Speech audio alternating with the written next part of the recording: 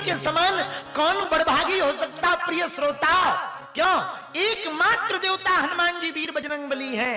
आहा, जो हनुमान जी का अभिन्न अंग है। राम जी में हनुमान जी में कितना अंतर है? जितना सूर्य में और सूर्य की रोशनी में अंतर है, जितना जल में और जल की धारा में अंतर है, जितना मिठाई में और मिठाई की मिठास में अंतर है, उतना ही हनुमान जी में और राम जी में अंतर है। इसलिए अनुमान सम नहीं बड़ भागी, नहीं को राम चरण। इस प्रकार हनुमान जी महाराज का अवतरण हुआ। अवतरण अंजना माता के यहाँ पर विशेष स्वरूप प्रारूप से हुआ। भगवान की विशेष अनुकंपा से हनुमान जी प्रकट भये। हनुमान जी के प्रकट होने का कारण, पहला कारण भगवान शंकर हैं, दूसरा कारण केसरी नाम के बानर को भगवान शंकर का वरदान है, तीसरा कारण पुंजकस्थला नाम की अप्सरा को श्राप है, चौथा कारण गृद्धि का श्राप है। हनुमान जी के प्रकट होने का पांचवा कारण भी बड़ा अद्भुत है मेरे प्रियजनों। हनुमान जी के प्रकट होने का पांचवा कारण है रावण को श्राप। रावण के कारण भी हनुमान जी भये। पूछो कैसे? ये बात बोल के फिर विराम कर देंगे, ताकि आपको भी जाना है, हमको भी जाना ही है। यहाँ हॉल में थोड़ी खाना पीने मिलेगा। वैसे 9 बजे बता रहे थे भंडारा है 9 बजे वो आएंगे, ध्यान रखना है। बहुत टाइम है, इधर भी बहुत टाइम है, कोई काम ही नहीं है। भगवान की बहुत कृपा है, हमें कोई काम ही नहीं। हमें कौन सा रोटी है बनाना है। सीताराम सीताराम सीताराम कहिए। अच्छा, हनुमान जी के 5 कारण बता दिए अवतार के। छठवां कारण सुनो, हनुमान जी बानर क्यों बने। छठवां कारण भी, पहला कारण केसरी नाम के बानर को शंकर जी ने वरदान दिया, दूसरा कारण अप्सरा को श्राप, तीसरा कारण कौन सा है? बोलो बोलो। गृद्धि को श्राप। पांचवा कारण क्या था?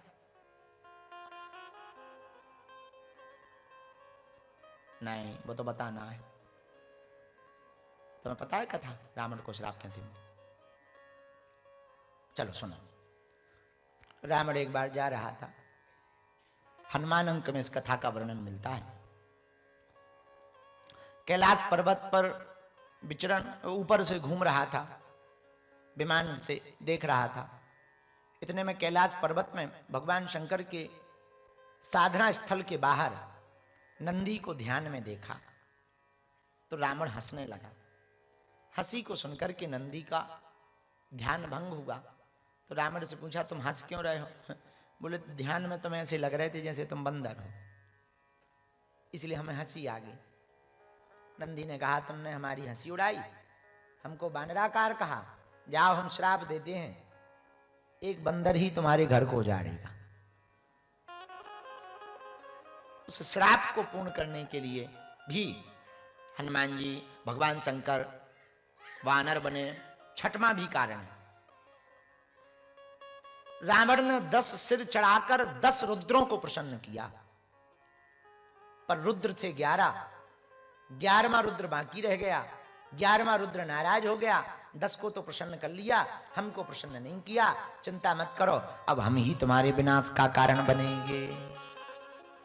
इसलिए बानर आकार, बानर स्वरूप में भगवान शंकर प्रकट भय। शंकर सुमन केसरी नंदन, तेज प्रताप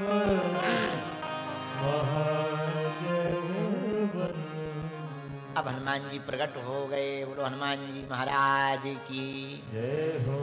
हनुमान सम नहीं बड़ भागी, नहीं को राम चरण।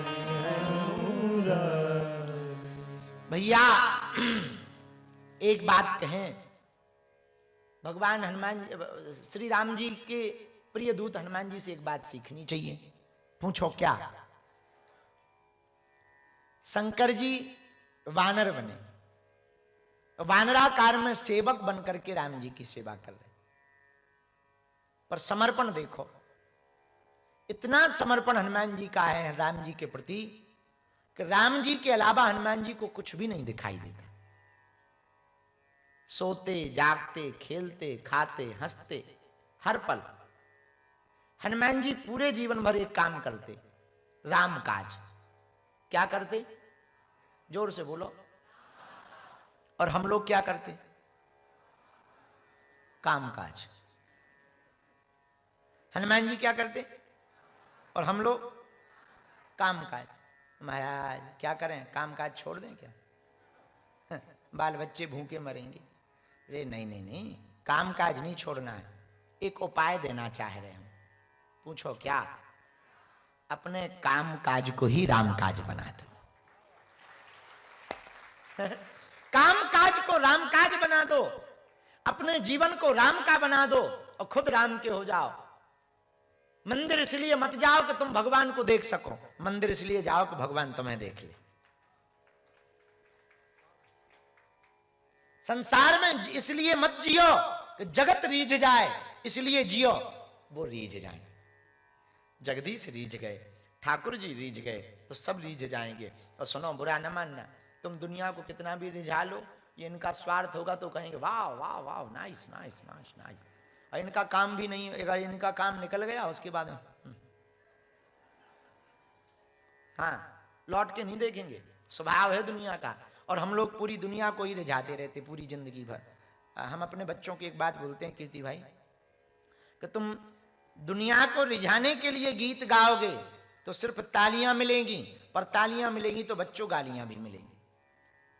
और तुम उसको रिझाने के लिए गाओगे तो यदि वो रीझ गया तो ये तालियां भी देंगे, कभी गालियां भी नहीं देंगे, और जीवन जीने का और गायन गाने का धन्यता प्राप्त कर जाओगे।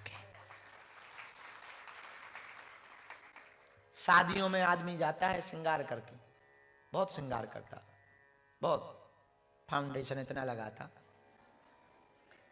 दर्पण ही मना कर देता कि बस करो। हाँ हाँ, बारात जाने के पहले अरे राम राम राम राम, कई 100,000 का जो है फाउंडेशन बर्बाद हो जाता है। एक शीशा दर्पण। अच्छा साहब लाल पीले, तुम तो गए हुई हो फिर भी? गए बारातों में? गए नहीं गए? अपनी गए? हम इसलिए पूछ रहे, हम नहीं गए तो हम पूछ रहे हैं। अपनी नहीं गए, औरों की गए। बारातों में आदमी जाता है श्रृंगार करके, साफ श्रृंगार करके जाते हैं। पता है क्यों श्रृंगार करते हैं? लोग हमें देखेंगे।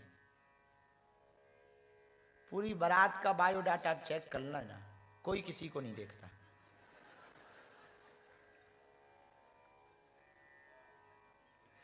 सब अपने को ही देखते रहते हैं। ये तो लाल पहन के आए, अपन तो काले में हैं।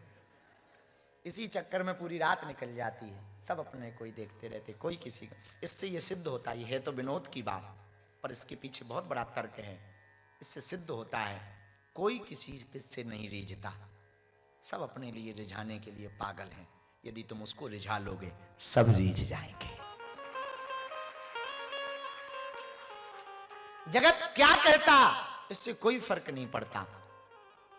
वो यदि तेरा परमात्मा कहता ये मेरा है, इससे बहुत फर्क पड़ता। जगत को रिझाने के लिए मत जियो, परमात्मा को रिझाने के लिए जियो। श्रृंगार भी करना है तो भगवान को रिझाने के लिए करो। पुष्प भी पहनना ना भगवान को रिझाने, गीत भी गाना ना, राग नहीं आता ना कोई दिक्कत नहीं, अनुराग में गाओ। तुम राग में नहीं गा सकते, अनुराग में गाओ। श्लोक नहीं आते ना, श्लोक क्या गाना, ठीक है नहीं आता कोई बात नहीं। प्रार्थना ऐसी करो कि तुम्हारी वाणी ही श्लोक बन जाए।